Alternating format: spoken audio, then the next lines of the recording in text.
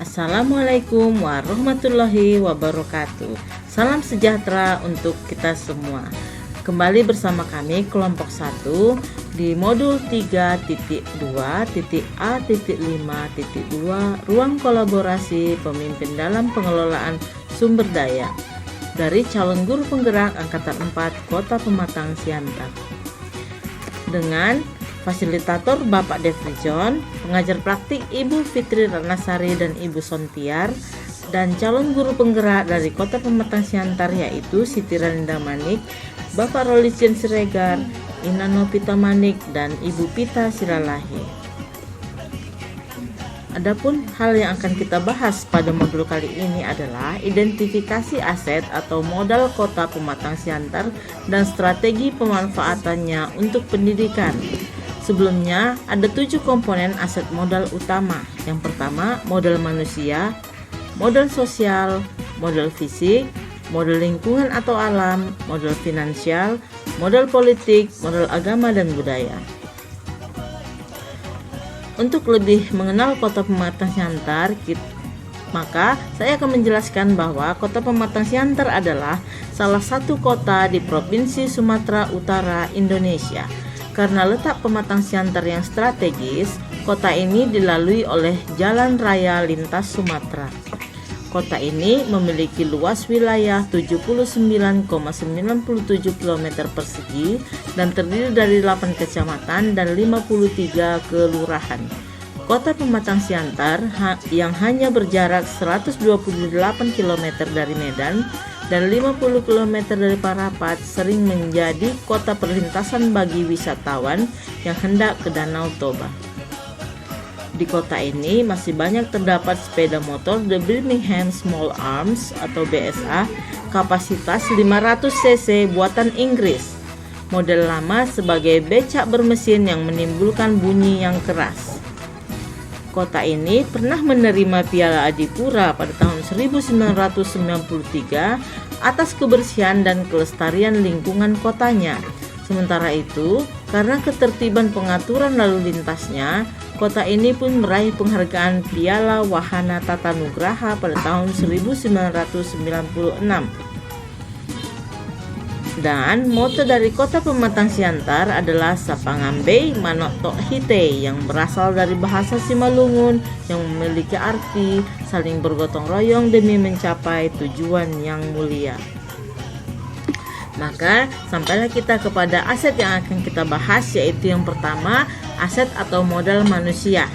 Di sini kami memetakan kepala sekolah, pendidikannya S1, lulus program cakep dan berpengalaman. Kepala sekolah berperan sebagai manajer di sekolah yang memiliki nilai dan karakter seorang pemimpin. Kemudian pendidik atau guru, pendidikan S1 dan S2 linear sebagian besar sudah sertifikasi, diberi kesempatan untuk mengembangkan diri dengan mengikuti seminar-seminar dan pelatihan-pelatihan yang ada. Kemudian tenaga kependidikan yang biasa kita kenal dengan tata usaha, yaitu memiliki pendidikan S1, D3, dan SMA. Dan strategi yang kita lakukan adalah peningkatan kompetensi pegawai dengan mengikuti workshop, diklat, dan sebagainya. Kemudian murid berasal dari latar belakang sosial, budaya, agama, dan ekonomi yang heterogen, diberi kesempatan belajar dengan fasilitas yang sama, diarahkan minat dan bakatnya. Kemudian komite, orang tua, dan wali murid berasal dari latar belakang ekonomi, sosial, pendidikan, agama, dan budaya yang heterogen.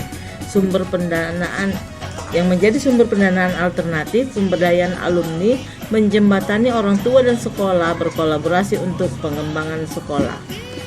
Lalu aset yang kedua adalah aset atau modal sosial, yaitu adanya dukungan masyarakat, komunitas, dan lingkungan sekitar. Nah, melalui kepala sekolah yang aktif dalam MKKS sehingga cepat memperoleh informasi dan memiliki jaringan yang luas sehingga memiliki banyak pengalaman sebagai modal untuk mengelola sekolah dengan baik. Melalui tenaga pendidik yang aktif mengikuti MGMP baik di sekolah maupun di luar sekolah, aktif di komunitas pendidik seperti PGRI dan diberikan kemudahan untuk mengembangkan diri. Lalu peserta didik yang aktif di organisasi sekolah seperti OSIS, Pramuka, dan Paskibra. Komite sekolah itu menjalin kerjasama dengan sekolah untuk melakukan sosialisasi PPDB atau penerimaan peserta didik baru. Lalu, lembaga dan instansi daerah yang menjalin kerjasama untuk berbagai program kegiatan. Dan yang ketiga adalah aset modal atau fisik. Sarana utama dan sarana pendukung diharapkan dapat memfasilitasi kegiatan intrakurikuler maupun ekstrakurikuler secara optimal serta mampu menciptakan suasana belajar yang nyaman, aman, dan kondusif. Yang menjadi sarana utama adalah yang pertama itu ruang kelas, ruang guru, ruang kepala sekolah, ruang TU, ruang PKS, ruang guru, ruang BK, toilet guru dan siswa, laboratorium baik laboratorium komputer, bahasa, dan IPA, perpustakaan, lapangan yang dibuat untuk lapangan upacara dan lapangan olahraga. Kemudian yang selanjutnya adalah sarana pendukung. Sarana pendukung merupakan seperti ruang ekskul, ekskul tari, ekskul menggambar, gereja, musola, pos satpam, rumah penjaga sekolah, kantin, taman, dan lain-lain. Lalu aset selanjutnya adalah aset atau modal lingkungan. Lokasi Kota Pematang Siantar berada di tengah-tengah Kabupaten Simalungun, memiliki akses mudah dan internet yang lancar. Lingkungan di sekitar sekolah yang terdapat hutan mini dekat dengan das atau daerah aliran sungai, perkebunan sawit, peternakan madu, daerah pertokoan sebagai pusat perdagangan.